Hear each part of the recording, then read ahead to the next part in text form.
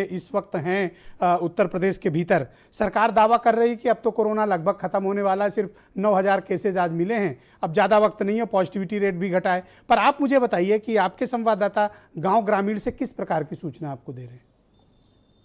ब्रजेश जी, अभी डॉक्टर साहब ने गांव की महत्ता पर बड़ा सारी बातें कही, बहुत अच्छी और रोचक बातें कही। जो लोग शहर में रहकर बड़े व्यवसाय कर लेते, बड़ी नौकरियां कर लेते, घर बना लेते हैं, उनके लिए एक साहित्यकार ने लिखा है कि हो सके तो गांव का घर न बेच, न जाने कब फिर लौट कर आना पड़े। तो गांव के घर की बड़ी महत्ता आज समझ में आई होगी लोगों को, जो लोग शहरों में रहते हैं।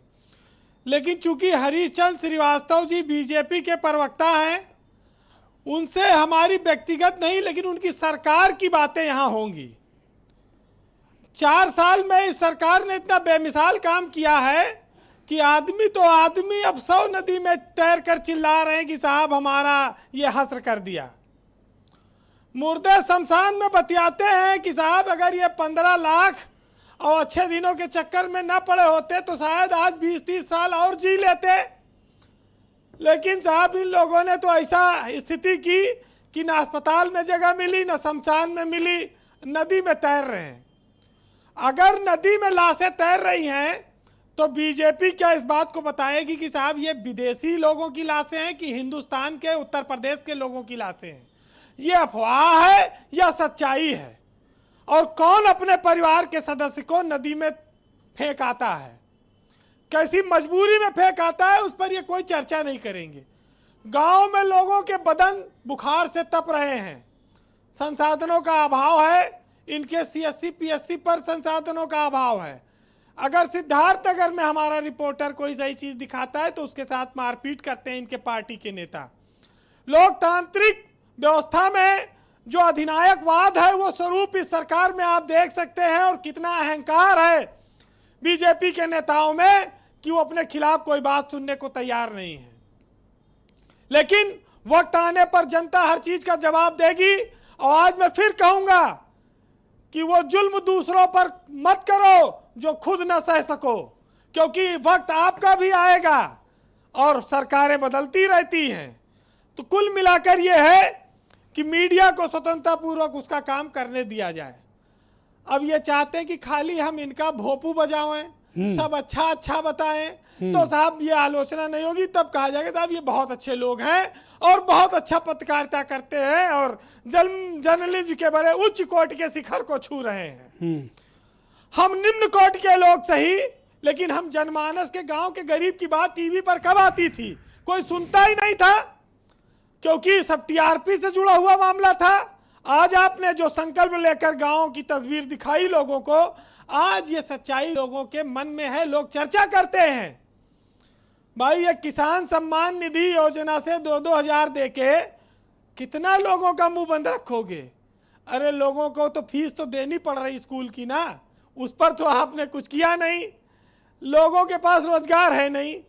अच्छा, निकलना हमारी आपकी मजबूरी है, कामकाजी लोगों की, और सरकार रोज महंगाई बढ़ा रही, तेल के दाम बढ़ा रही है, तो ये तोहफा किसको दिया जा रहा है? लॉकडाउन में वैसे कम लोग निकलते हैं, मजबूरी में निकलते हैं। देखिए एक चीज तो बहुत साफ है ब्रजेश जी, कि जो अव्यवस्था है सरकारी तंत्र की, ये एक निर्मम चक्की है। अभी ये दूसरों को पीस रही है तो बीजेपी के लोगों को बड़ा अच्छा लग रहा है। इनके अपने तमाम लोग भी पीस गए, तमाम इनके देवतुल्य कार्यकर्ता भी इस चक्की में पीसे जा रहे हैं। और इस बात का सबसे बड़ा उदाहरण भवानी सिंह की स्थिति है, जिनकी मौत हैदराबाद में हुई और उनको उत्तर प्रदेश से ले जाया गया। क्यों ले जाना पड़ा यूपी से बाहर उनको, अगर समुचित इलाज की व्यवस्था थी? संघ के बहुत बड़े नेता थे। तो बीजेपी की सरकार में उत्तर प्रदेश में कैसे चल रहा है? अब ये कह रहे हैं भाई कि नदी में सौ न फेंको, प्रधान 5,000 रुपया दिए जो मर जाए। और प्रधान कह रहा है न खाता न बही, न शपथ हुआ, न हमारे नाम पर खाता है। हम कहाँ से चेक काट दे 5,000 का, और किसको जेल ले जाके दे आवा, जब हर जगह प्रशासक बैठा है गांव गांव में? ये कैसा फरमान जारी हो रहे हैं? बहरहाल एक बीजेपी के विधायक ने आज ट्वीट किया कि उनके पिता किसान कल्याण निधि का 2000 रुपया लेते हैं। भाई गरीबी तो है ही है बीजेपी के नेताओं के पास।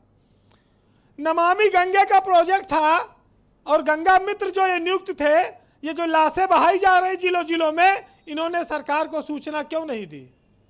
Valid point. ये बात सरकार को उन लोगों से पूछनी चाहिए, अपने कर्मचारियों से। गंगा मित्र कहाँ गए? गंगा मित्र आपके कहाँ गए?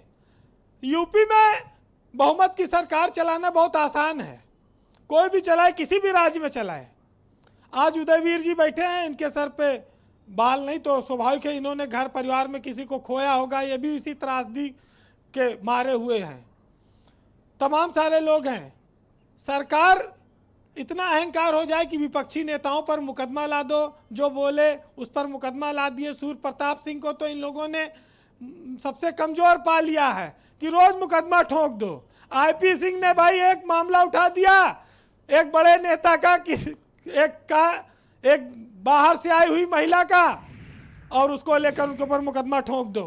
तो ये अहंकार जो है ये देवतुल्य कार्यकर्ताओं के काम नहीं आ रहा है, ये नेताओं के काम नहीं आ रहा। ये कहाँ जाएगा, कहाँ ठहरेगा? अब उत्तर प्रदेश में 7-8 महीने से ज्यादा विधानसभा का चुनाव नहीं है।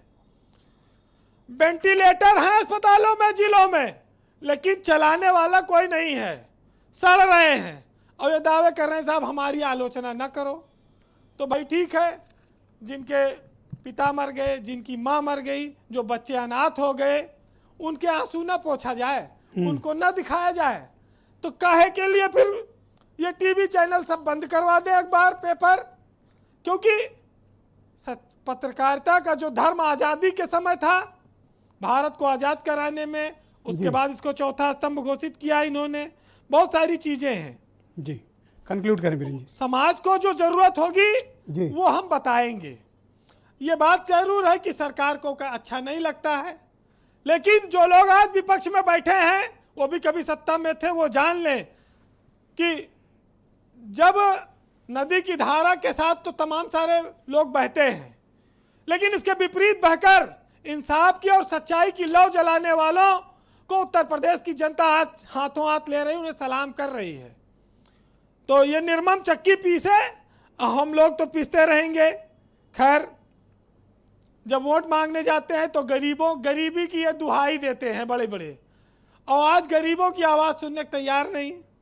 आप कह रहे हो कि ख़त्म करो, आज ऐसी बात से ख़त्म करूंगा कि जो उत्तर प्रदेश के करोड़ों लोग सुन रहे हैं वो भी सोचने पे मजबूर हो जाएंगे कि कितनी भयावह ये त्रासदी है। मेरे एक मित्र हैं आशुतोष चंद्र पांडे, सचिवालय सेवा में हैं, उन्हीं की ये पंक्तियां मैं आपको सुनाता हूँ जी। जिनके माँ या बाप मर गए या जिनके माँ बाप दोनों मर गए इस त्रासदी में, उनके बच्चों का क्या हाल है उसको सुनिए आप। कि न जाने कितने बच्चों के मम्मी पापा छूट गए और किनकी गोद में लेट के बच्चे अब अपना मन बहलाएंगे। टूट गए वो सभी खिलौने जो पापा ले आए थे, और मम्मी झूठ बोलती हैं कि पापा जल्दी आएंगे। माँ जिसके सिर पर थपकी देकर बच्चे को रोज सुलाती थी, उसको आज माँ के बिना आंखों में कैसे सपने आएंगे? और हर होली दिवाली उनको कौन मिठाई लाएगा?